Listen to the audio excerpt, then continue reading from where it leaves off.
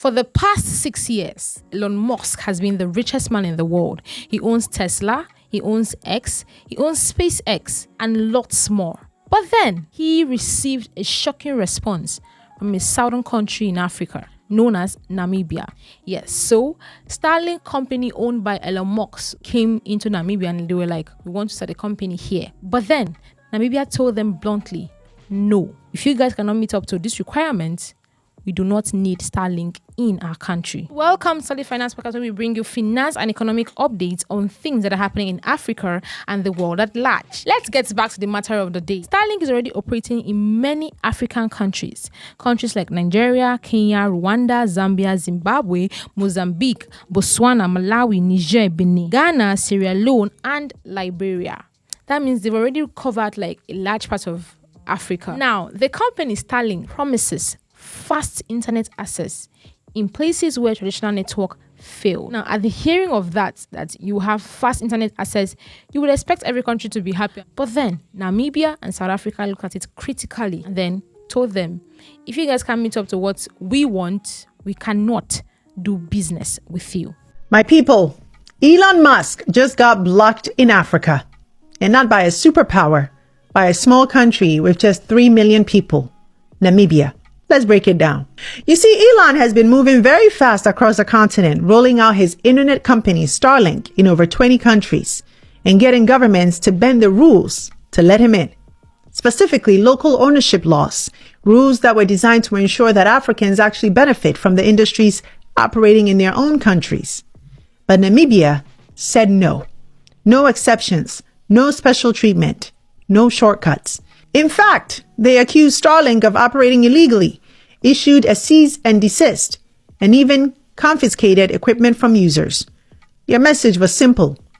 I'm sure that at this point, most people are wondering, if Starlink company is meant to grant you fast internet connection, why is Namibia saying no? Why is South Africa also saying no? Well, in March 2026, Namibia's communication regulator rejected Starlink's license application. Now, according to the Namibian authority, they did not have any issue with Elon Musk being a white, or him being the richest man on earth, or him being influential, or him being popular. That was not the issue.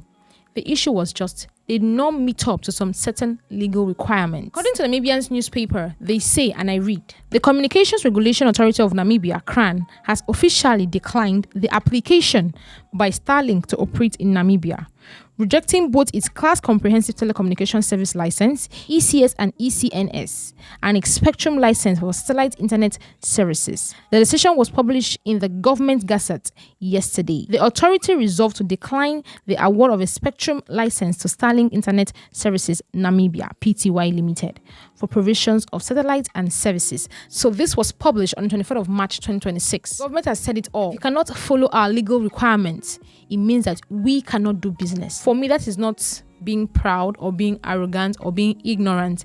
That is called standing your ground for the good of the people. Earlier, I mentioned that the southern countries in Africa said no to Elon Musk. Now, the other southern country is South Africa. After the issue of him not being able to get his own license from South Africa, he came out on X and said it publicly that because he's not black, South Africans are refusing to give him a license. According to his post on X, he said, Starlink is not allowed to operate in South Africa because I am not black. Now, this particular post that he made on X went viral, went places.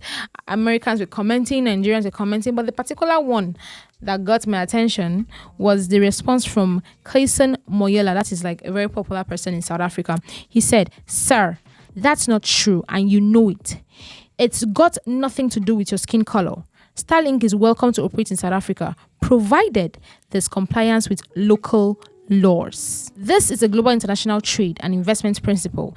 There are over 600 USA companies investing and operating. Now, from that comment, you can see he gave him facts. Now, this issue sparked a lot of concerns and questions in the hearts and minds of Africans. Elon Musk is not winning his battle in bringing Starlink to South Africa, which means South Africans could be set to wait even longer if they're wanting Starlink for themselves. Basically, our neighbor Namibia has just rejected Starlink's application for a license to operate satellite services in their country, aka Namibia just served Starlink another blow in southern Africa. Now, reports suggest that Namibia rejected Starlink because it didn't meet the country's 51% local ownership requirement. If this sounds familiar, it's because it is. As we know, one of the main reasons that Starlink isn't in South Africa yet is because it doesn't meet BEE ownership requirements. In South Africa, 30% black ownership is required for ICASA licensing, which is notably over 20% less than Namibia's local ownership requirement. Namibia's role in all of this is important for South Africa because they're our last direct neighbor without Starlink, and they just blocked its operation. This, in theory, removes geographical pressure for South Africa to allow Starlink to launch in the country, since we won't be the only country in Africa's southern tip to have denied Starlink. That all being said, Minister of Communications Solly Malatsi is pushing to introduce new laws that will allow Starlink's launch. But with many critics pushing against that, the possible Supporters are saying that strict regulations are going to help them build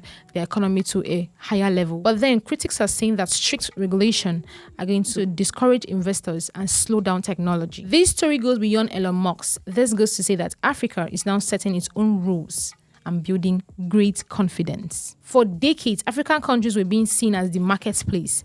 But then, now, the African countries are asking for partnerships, are asking for better deals, and not just peanuts. Whether you agree with Namibia's decision or not, one thing is clear. Africa is becoming a continent where even the world's biggest company has to play by the local rules. Let me know your thoughts in the comment section. Do well to like, do well to share, and don't forget to subscribe to our YouTube channel, Solid Finance Podcast, for more finance content like this. Until next time, bye for now.